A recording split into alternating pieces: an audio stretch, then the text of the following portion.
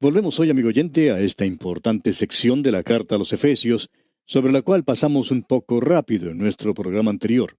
Hoy quisiéramos destacar dos o tres cosas que se mencionan aquí. Cuando el Señor Jesucristo ascendió al cielo, vimos que Él hizo dos cosas. Él tomó a los santos del Antiguo Testamento que estaban en el paraíso y los llevó con Él. Luego Él dio a la iglesia los dones. A la iglesia de aquí en la tierra, a los miembros de la iglesia. Todos estos recibieron un don. Luego Él tomó a algunos de estos hombres que habían recibido esos dones y los puso en ciertas iglesias. O podríamos decir que Él los entregó a la iglesia. Ellos son los apóstoles y son los profetas también. En la actualidad no tenemos a ninguno que ocupe, digamos, el cargo de apóstol. Sin embargo, los apóstoles y los profetas nos pertenecen en el presente. Ellos mismos han desaparecido de la escena hace ya mucho tiempo, pero ellos aún son miembros de su iglesia, ya que la iglesia no existe solo en la tierra, parte de ella se encuentra allá en los cielos con Él y son parte de las huestes, aun cuando ya han pasado las aguas y están en la presencia de Dios. Ellos aún son miembros de la iglesia y nosotros tenemos a los apóstoles y los profetas. Podemos notar que en la actualidad, ahora mismo, estamos estudiando la epístola a los Efesios. Ahora, ¿quién fue el que escribió esta carta? Lo hizo el apóstol Pablo. ¿Y dónde está él ahora? Se encuentra con Cristo. Usted recuerda lo que él dijo: ausentes del cuerpo, presentes con el Señor. Él había dicho que era mucho mejor partir de este mundo y estar con el Señor. Bueno, él ha tomado ese camino que es mucho mejor y ahora él se encuentra allá arriba, pero él aún es miembro de la iglesia y nosotros estamos estudiando su epístola en el día de hoy. Así es que el Señor había dado a la iglesia apóstoles y profetas y los evangelistas, aquellos que estaban viajando de un lugar a otro como misioneros, como pastores y maestros. Nos interesa mucho aquel que ocupaba el cargo de maestro, ya que esa es una tarea que nos interesa bastante. Usted recordará que ese don es mencionado en el capítulo 12 de la epístola a los Romanos y una vez más en la primera epístola a los Corintios, capítulo 12, versículos 28 y 29. Otra vez se menciona allá en la primera epístola a Timoteo, capítulo 3, versículo 2. Ahora, Dios ha dado estos hombres a la iglesia para que la iglesia sea llevada a obtener una madurez completa, donde naturalmente tendría que haber inhibiciones, porque la iglesia no iba a llegar a hacer tonterías, y para que la iglesia no apareciera ignorante ante todo el mundo. Los maestros y todos ellos tienen que preparar a la iglesia para que ellos puedan realizar esa obra. ¿Se fijó usted lo que dice aquí? Para ministrar y edificar el cuerpo de Cristo. En el día de hoy se le llama al pastor de una iglesia ministro. Pero si usted es un creyente en el día de hoy, amigo oyente, usted también es un ministro tal como lo es él. Usted no necesita ser ordenado para llegar a ser un ministro. Él tiene ciertos dones, y sobre esto quisiéramos decir que no creemos que ningún hombre que está en la iglesia en el presente tiene todos los dones. El doctor Schaeffer acostumbraba a decir que él nunca se había encontrado con un hombre que en su opinión tuviese todos los dones. Él contaba que en cierta ocasión él estaba dirigiendo los cantos y también predicando cuando comenzó su actuación como evangelista. Una anciana se le acercó a él en cierta oportunidad y le dijo: Doctor Schaeffer, usted ya está haciendo demasiado. Usted no debería dirigir los cantos y predicar también. ¿Por qué no se consigue a alguien para que predique? Bien, él era un buen músico, pero pensaba que él era un buen maestro. Lo interesante es que en el día de hoy, nosotros tenemos el punto de vista de que el pastor tiene varios dones y que uno de ellos es el del ministerio. Él es quien tiene que enseñar la palabra de Dios para que los miembros de la iglesia, aquellos que están bajo su responsabilidad, para que ellos lleguen a hacer la obra del ministerio, que sean aquellos que salgan a testificar. En la actualidad tenemos que la iglesia va hacia atrás. Muchas personas piensan que el trabajo del pastor o de sus ayudantes es el de realizar toda la visitación que le corresponde a la iglesia. Creemos que eso es tarea en realidad de todos los miembros. Esa es la responsabilidad de ellos y lo que ellos deberían hacer. En el boletín publicado por una iglesia hace algún tiempo decía lo siguiente: por siglos el principio de la responsabilidad del evangelismo ha sido llevado por el clero. El laico ni era llamado a realizar una actividad evangelística, ni tampoco creía que esa era su responsabilidad. Uno de los desarrollos más significantes en la iglesia, posiblemente el desarrollo más importante en los recientes siglos, ha sido el del avivamiento de la actividad del laico y el creciente reconocimiento que el laico es llamado a un ministerio que no es de ninguna manera menos importante que aquel que desarrolla el ministro. Elkin Trueblood dijo: La Reforma ha abierto la Biblia para que la pueda leer el hombre común. Una nueva reforma abrirá el ministerio al hombre común. Y creemos que los pensamientos que acabamos de mencionar, amigo oyente, tienen mucho valor. En el día de hoy estamos viendo que el hombre laico está tomando parte más activa en las actividades de la Iglesia. Y hay muchos jóvenes en el presente, jóvenes creyentes, que están realizando la tarea de testificar. Bueno, ellos necesitan enseñanza y necesitan quien les enseñe. Creemos que esa es la única razón por la cual ellos nos escuchan, porque piensan que debemos enseñarles algo por medio de este programa. De paso, debemos decir que hay personas que se disgustan cuando escuchan que alguna otra persona está utilizando nuestro material. En cierta ocasión recibimos una información de parte de una señora que decía que había un predicador que estaba realizando una tarea bastante buena al imitar el método de enseñanza que estamos usando aquí en A Través de la Biblia. Dijo que este predicador no solamente estaba siguiendo el texto y las enseñanzas contenidas en el material, sino que estaba usando hasta las mismas ilustraciones. Y esta señora terminó diciendo que pensaba que eso era algo terrible y que se debía detener a este hombre de realizar una tarea así. Bueno, se le preguntó si este señor, si este predicador, estaba haciendo una buena labor, a lo cual ella respondió que sí, que lo estaba haciendo muy bien. Bueno, entonces se le dijo, alabemos al Señor. Siempre pensamos que alguien podía llegar y hacer esta tarea mucho mejor que lo que estamos haciendo nosotros. Esa señora decía, bueno, pero él no debería hacer eso. A lo cual se le respondió que no veíamos por qué él no lo debería hacer. Nuestra tarea es la de tratar de preparar a otras personas para que hagan esta obra del ministerio, y este hombre aparentemente estaba usando nuestro material y él tiene toda libertad de hacerlo. Usted habrá notado que nosotros no tenemos ningún derecho de autor en ningún material que sea publicado. ¿Y sabe por qué, amigo oyente? Porque pensamos que no debemos hacer eso. Sabemos de personas que hacen eso, algunos que ponen una aclaración junto con lo que publican, diciendo que uno no puede usar ese artículo sin autorización de los autores. Bueno, nosotros tenemos la tarea de edificar la iglesia, y el material debe ser utilizado por todo aquel que sienta necesidad de hacerlo.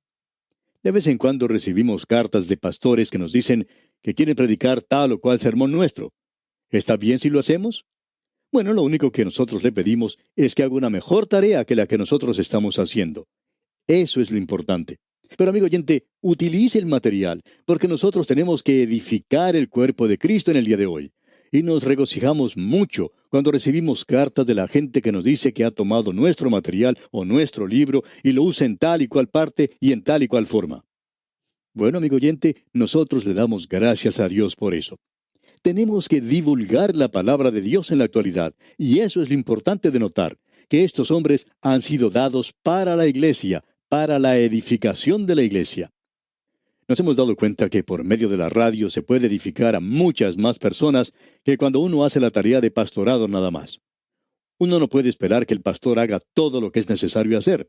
Él está en su iglesia para enseñarle a usted, amigo oyente, a hacer la obra del ministerio y para que la iglesia sea edificada hasta llegar a la madurez, para que no actuemos como personas que no somos muy cuerdas, para que podamos dar un testimonio bueno, claro e inteligible a los demás. Permítanos decirle esto, amigo oyente. Creemos que uno de los pecados más grandes de la iglesia local en el día de hoy es la ignorancia de la persona que está sentada en los bancos de la iglesia. No conoce para nada la palabra de Dios, y eso es verdaderamente trágico.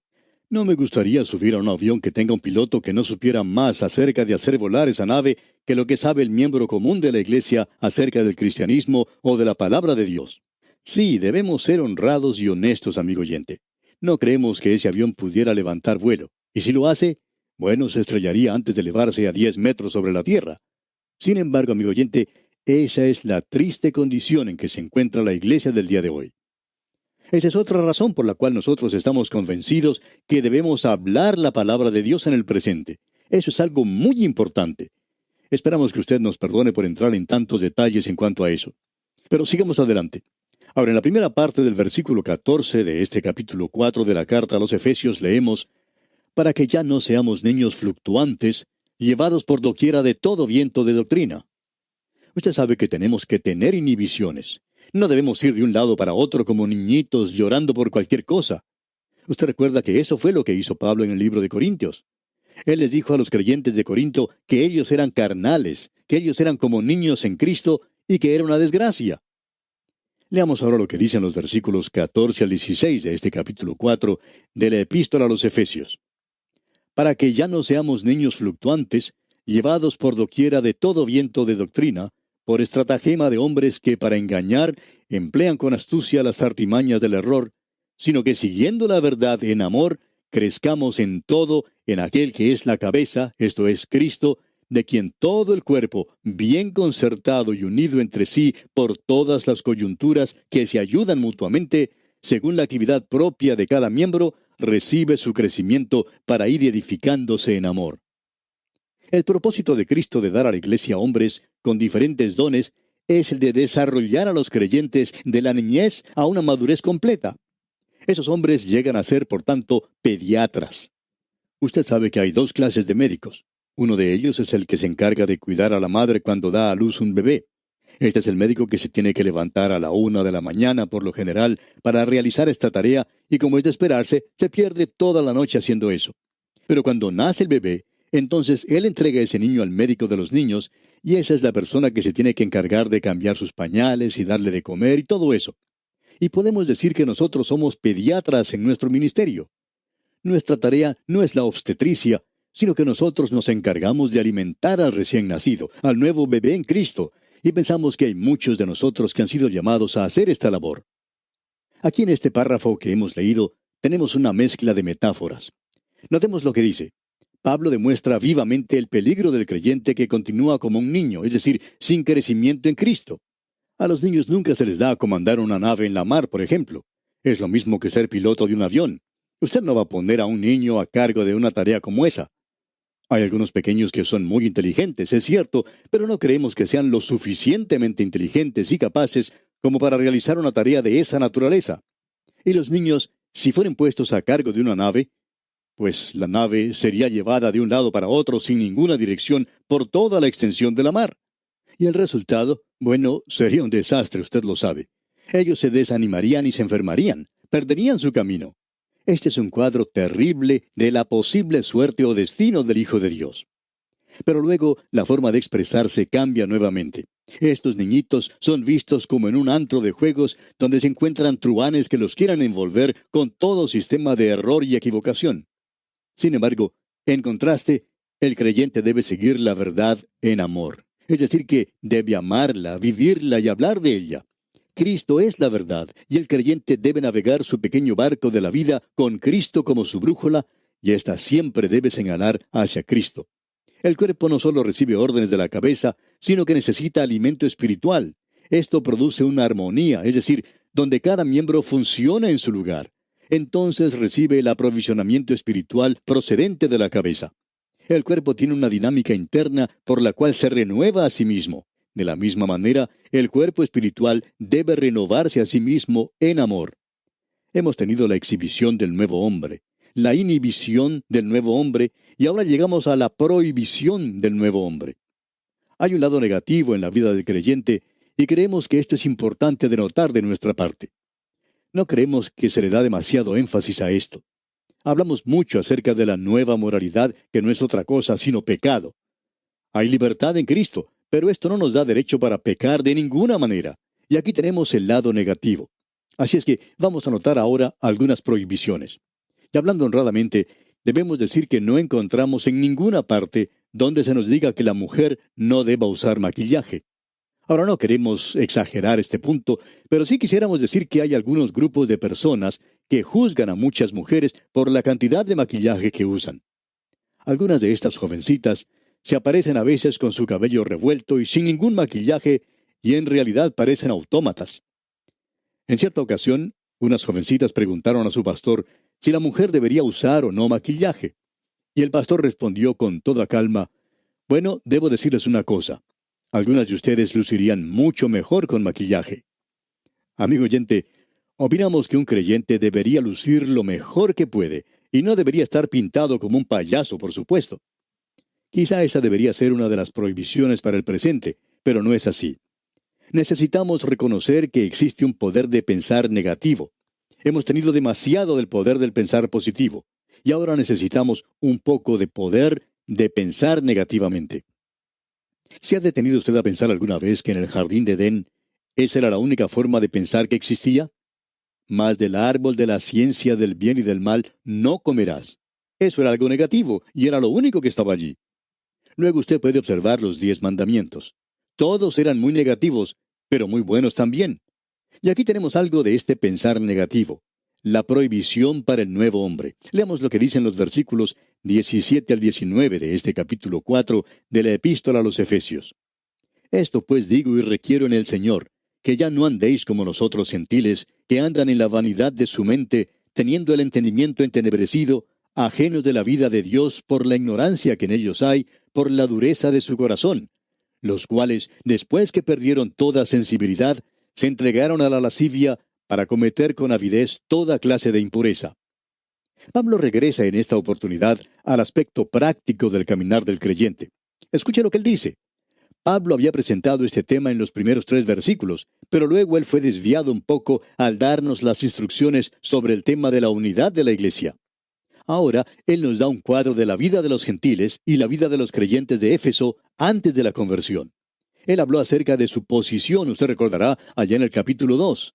En aquel tiempo estabais sin Cristo, alejados de la ciudadanía de Israel y ajenos a los pactos de la promesa, sin esperanza y sin Dios en el mundo. O sea que ellos estaban viviendo en el pecado. Y este es el cuadro. Esto nos describe gráficamente al hombre perdido en el día de hoy, es decir, lo que él hace. Hay 4 aspectos del andar de los gentiles que ilustran la futilidad absoluta y el propósito loco de la vida del hombre perdido. Usted debe andar en la unidad de la mente. Y Pablo está diciendo aquí algo que nosotros debemos notar, que no deben andar como los otros gentiles, que andan en la vanidad de su mente. La vanidad de su mente quiere decir la ilusión vacía de una vida que piensa que hay satisfacción en el pecado. Hay tantos que están actuando de esta manera. Nos da pena oír de tantos jóvenes que se han vuelto hacia esa nueva moralidad. Cierta joven dijo una vez que había tenido 2 abortos. Había asesinado a 2 bebés y aún no era casada. ¿Qué vida esta? Esa no es vida, es algo terrible. Y los gentiles andaban de esa manera, gente perdida. Andan en la vanidad de su mente. Una ilusión vacía de la vida. Piensan ellos que es fantástico el poder beber cócteles. En cierta ocasión una mujer informó que había llegado a ser alcohólica. Había comenzado a escuchar este programa a través de la Biblia y que se hallaba librando una dura batalla para ser librada del alcohol. Ha aceptado a Cristo de la mejor manera que pudo, pero no puede dejar la botella de lado. Y esa mujer dice, cuán trágico es poder pensar que yo creía que era sofisticada y una persona inteligente muy al día bebiendo cócteles. Sin embargo, qué trágico es todo esto. Ahora, la segunda cosa que menciona Pablo es la siguiente: teniendo el conocimiento entenebrecido. El hombre perdido, amigo oyente, no tiene la percepción de los valores morales, y eso es exactamente lo que es la nueva moralidad, que no se tiene percepción de ella. Luego tenemos el tercer punto: ajenos de la vida de Dios por la ignorancia que en ellos hay. ¿Qué cuadro este de la humanidad en el día de hoy? Cree que está viviendo bien. Algunas personas se van a un club nocturno y gastan una cantidad exorbitante de dinero y dicen que para divertirse. Esa es una diversión bastante cara, y uno tiene que gastar su dinero de esa manera y hacer todas esas cosas para divertirse. Si usted hace eso, está ajeno de la vida de Dios por la ignorancia que existe en usted y ciertamente muerto en delitos y pecados. Y ahora aquí tenemos la cuarta declaración. Leamos el versículo 19. Los cuales, después que perdieron toda sensibilidad, se entregaron a la lascivia para cometer con avidez toda clase de impureza. El continuar en este estado de ineptitud moral los lleva a lugares donde ya no tienen ningún reconocimiento ni sentimiento de estar haciendo algo malo. Y hay muchas personas como estas en el presente. Son completamente insensibles, tienen su conciencia cauterizada. El resultado de esta condición es el hundirse más y más en la inmoralidad, la lascivia, y este es un círculo vicioso que finalmente los llevará a buscar pecados aún más bajos. Si usted se divierte mucho en el día de hoy, mañana tendrá que buscar divertirse mucho más, o de otra manera, pues no va a quedar satisfecho. El significado de todo esto es el de desear las cosas más bajas de la inmoralidad. Los hombres que están en el pecado nunca quedan satisfechos con el pecado. Se abandonan al pecado. Eso es lo que quiere decir ese versículo allá en la epístola a los Romanos, donde Pablo está hablando acerca del pecado del hombre. Dice Pablo, por lo cual también Dios los entregó a la inmundicia. Usted puede llegar a ese lugar, amigo oyente, donde usted llega a ser un pecador abandonado. Ahora, los versículos 20 y 21 de este capítulo 4 de la Epístola a los Efesios dice: Mas vosotros no habéis aprendido así a Cristo, si en verdad le habéis oído y habéis sido por él enseñados conforme a la verdad que está en Jesús. Amigo oyente, si usted no está escuchando a Jesús, entonces Él no es su Salvador. Él es el pastor, y Él nos dice que sus ovejas escuchan su voz. Y si usted no ha escuchado la voz de Cristo, amigo oyente, entonces usted no puede ser su oveja, como bien nos podemos dar cuenta. Bueno, este es el cuadro que hemos visto de los gentiles. Aquí tenemos algo que mencionar. ¿Qué es lo que pueden hacer ellos? Bueno, ellos tienen que escuchar a Cristo, tienen que escucharle a Él. Las otras ovejas no van a escuchar su voz. Cuando una persona que no es salva nos escribe y nos dice que no está de acuerdo con nosotros, tenemos que responder: bueno, esperamos por cierto que usted no esté de acuerdo con nosotros. Ese es el cuadro completo, amigo oyente. Eso es lo que nosotros necesitamos reconocer, que la persona salva mira a Cristo como su pastor, permite que Él le guíe, escucha lo que Él tiene que decir. Y Cristo es un ejemplo también. No es que nosotros podamos imitarle a Él, porque eso es imposible.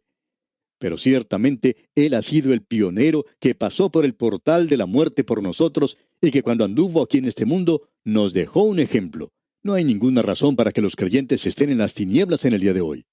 Ahora Pablo dice en los versículos 22 al 24 de este capítulo 4, en cuanto a la pasada manera de vivir, despojaos del viejo hombre que está viciado conforme a los deseos engañosos, y renovaos en el espíritu de vuestra mente, y vestíos del nuevo hombre, creado según Dios en la justicia y santidad de la verdad. Esto es como quitarse un vestido viejo y ponerse uno nuevo. Usted y yo tenemos una naturaleza vieja. Nosotros no debemos usar esa vestimenta, amigo oyente. Nosotros no debemos vivir en la vieja naturaleza. Debemos vestirnos con el nuevo hombre y debemos vivir en el poder del nuevo hombre. De eso es lo que Pablo habla en el capítulo 6 de su epístola a los Romanos.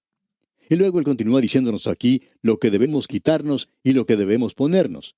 Y luego comienza a identificarlo. No tenemos tiempo de mirar a lo que hizo el hombre viejo y las cosas que el Hijo de Dios no puede hacer. Pero concluiremos, Dios mediante, en nuestro próximo programa. Es nuestra oración que viva usted vestido del nuevo hombre en justicia y santidad de la verdad en Cristo el Señor.